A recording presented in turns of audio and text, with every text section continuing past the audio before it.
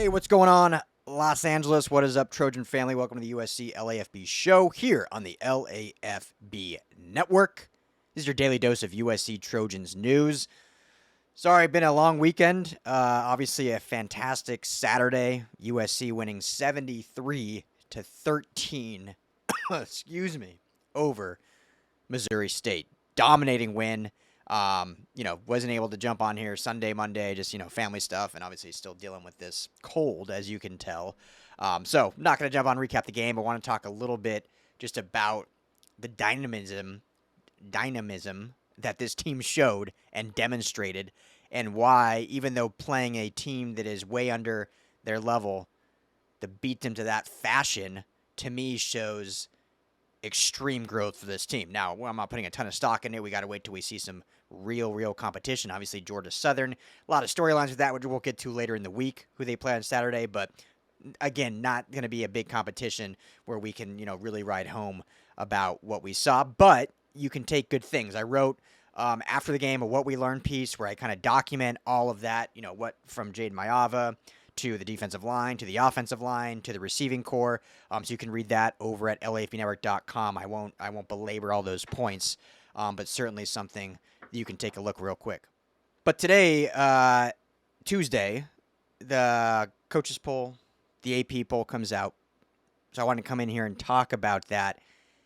Neither have USC ranked still, and so wanted to give my thoughts on, in my opinion, how egregious that is. But first, quickly, new title sponsor for the show, for USC LAFB across the board, sponsoring us for the entire football season. Ecstatic. Shows we're building something here, right? We got the fan base, we got you, the fans, the listeners, the viewers. They're really helping us, and now we have sponsors and brands that want to work with us. So, Sleeper, I'm sure many of you heard, are you using the Sleeper app for daily fantasy football? Many of you probably use it for season-long leagues, but it's the best out there for daily fantasy football, and you're missing out if not.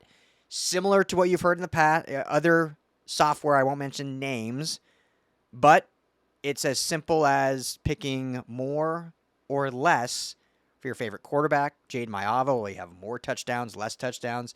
Will Jacoby Lane have more catches, less catches? It's as simple as that. You stack different players and and win real money. So think you know football, then try to turn your football knowledge into real money with the Sleeper app, the ultimate fantasy sports app that can turn game day into payday. Just download the Sleeper app and pick more or less on your favorite players.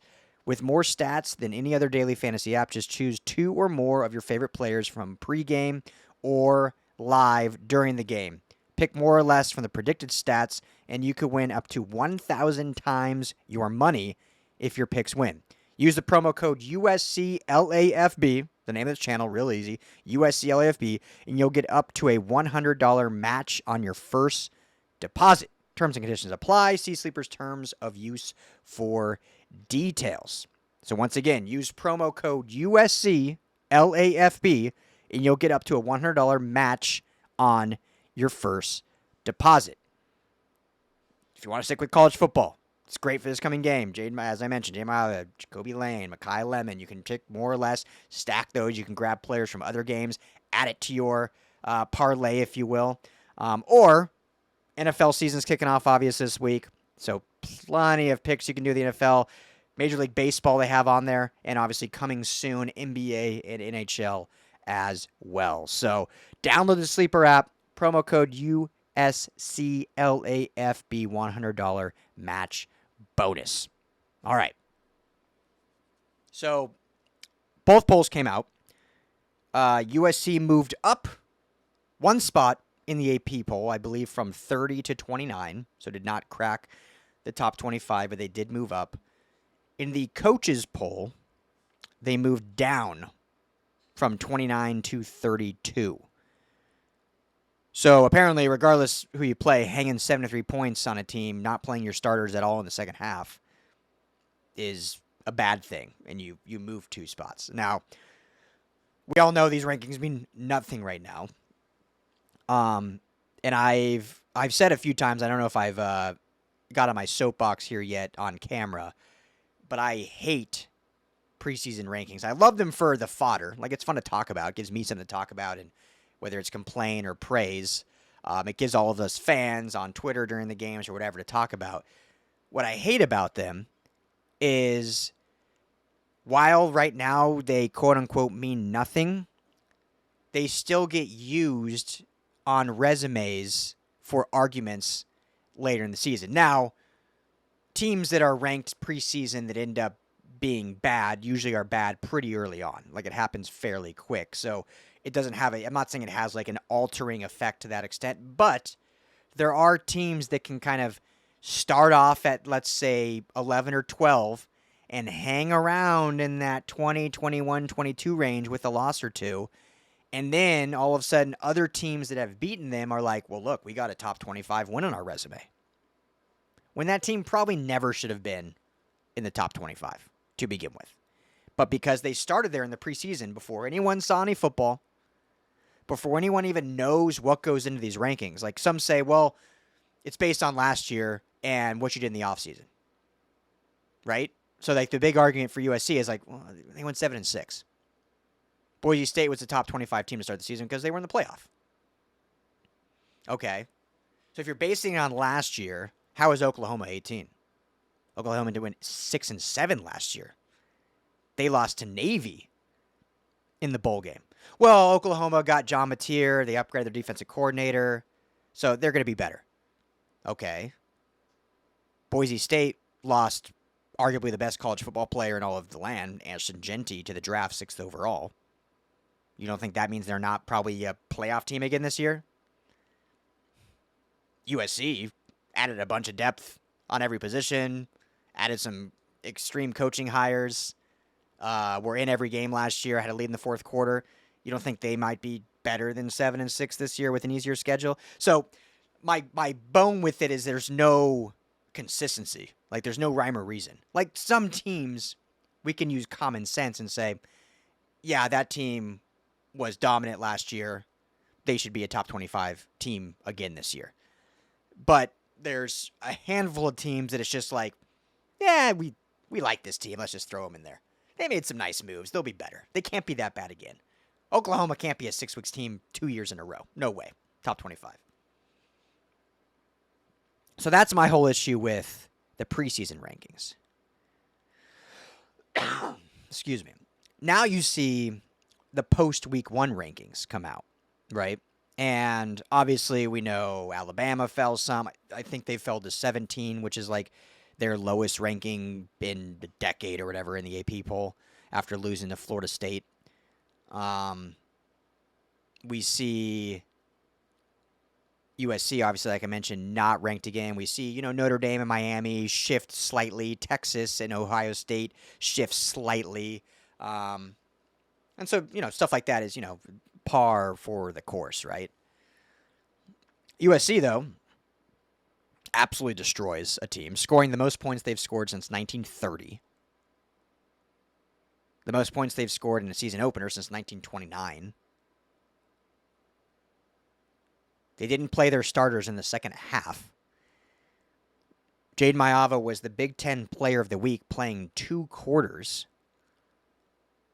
They scored on every offensive drive. They scored a touchdown on every offensive drive. The defense, yes, had the blip, the blown coverage that gave up a touchdown. The second and third and fourth string were dominant in the second half. They scored almost the equal amount of points as the starters. So I say all this, that this is not a game where you're like, oh, USC beat up on Missouri State. They're proving to be a playoff contender. Like, no, we're not there yet. Absolutely not. But to see what the landscape of college football was, and to not say, okay, USC is probably a top 25 team compared to these other 25 teams. So here's another example. And it's going to sound like I'm just picking on Oklahoma, but they're an easy one right now. Oklahoma opened their season against Illinois State, an FCS school, right? USC is still the only program in college football to never play an FCS program. Missouri State was an FCS program last year. They move up to FBS and Conference USA, keeping USC's intact. So Missouri State, for all their not great they were still at least an FBS program. Oklahoma played an FCS program. Not only did John Mateer, this savior of a quarterback, and I'm not saying he's not a good quarterback, but not only did he play the entire game, but going into the fourth quarter, it was a 21-3 game. The mighty Oklahoma Sooners, 18th ranked Oklahoma Sooners at home, up 18 points, 21-3 entering the fourth quarter. They end up winning 35-3. Not saying that's nothing, but I wouldn't exactly call that a 73-point lashing. And they stay pat, 18th. Again, we can't always base on last year, but just looking at last year, Illinois State lost to Missouri State. They were in the same conference last year. Missouri State beat them 41-7. Missouri State beat Illinois State by a larger margin than Oklahoma beat Illinois State. Now, a lot can change over a year, obviously. But that same Missouri team, same coach, same quarterback, same running back, just got beat 73-13. And the team that scored 73 went down 2 spots in the Coaches Bowl. It's just kind of fascinating to me. Everyone can make their own thoughts that it's hate, it's whatever. I don't think it's that. I think there are... Excuse me. I think there are absolutely some biases with voters, whether it's coaches or the AP, on kind of patterns, if you will. And USC over the last, basically since 2023, so the last 2 years, have shown patterns of not only inconsistency, but not dominant play. So I'm sure that there were some of that thought process of like, well, this looked really good, but we've seen 2 years of USC beat up on bad teams and just not compete with good teams or not beat good teams. So until we see that, we're not going to reward them. So there could be certainly some of that, and I get that. I just don't know how common sense of here and now, 2025, September 2nd, can see what we watched over this weekend across all of college football and not say, based on what we saw this weekend, USC is not a top 25 program. Regardless of opponent, I don't see how you could watch Oklahoma play a worse Illinois State team and USC doubled up their points and their quarterback played half the quarters. I don't know. I mean, they'll have plenty of time to correct it. Obviously, this is all on a Tuesday rant for fun. But let me know your guys' thoughts. I won't belabor it anymore. I just found that interesting. So, yeah, not top 25. It is what it is. They probably won't be this week either after beating, all things go well against Georgia Southern. So they'll probably take until their Purdue matchup to potentially get some of that, unless they go on. And again, I don't want to start disrespecting Georgia Southern, who, is I think a solid program. And I know all the stories of Clay Helton. We'll get into that later in the week. But if USC goes out and beats them, puts up 70 again, maybe they'll sneak in 25. Then you put up 140 points in 2 weeks. You should get some talk. But anyway, we'll get to that bridge when we get to it. Quickly, before we wrap up the show, just want to mention last sponsor for the show. Again, love these are rolling in. And that's thanks to you guys for listening and supporting. I'll be quick. ZipRecruiter, I'm sure everyone's heard of them, right? If you need to hire, if you need new employees, there's no better place to go than ZipRecruiter. 4 to 5 employees who post on ZipRecruiter get a quality candidate within the first day.